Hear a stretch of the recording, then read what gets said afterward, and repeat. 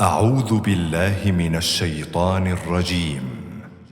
بسم الله الرحمن الرحيم.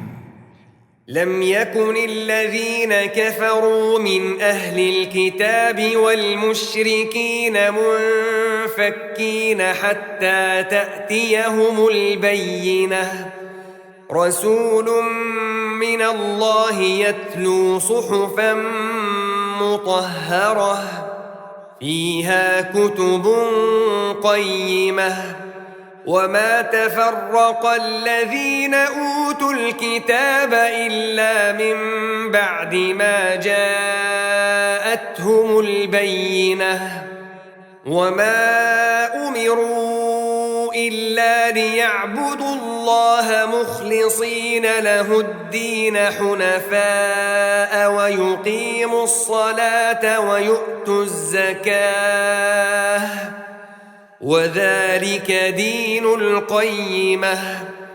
إن الذين كفروا من أهل الكتاب والمشركين في نار جهنم خالدين فيها أولئك هم شر البرية.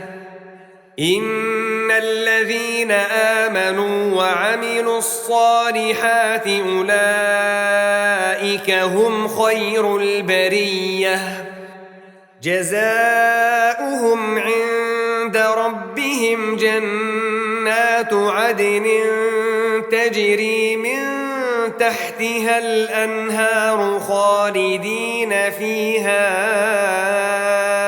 أبدا رضي الله عنهم ورضوا عنه ذلك لمن خشي ربه.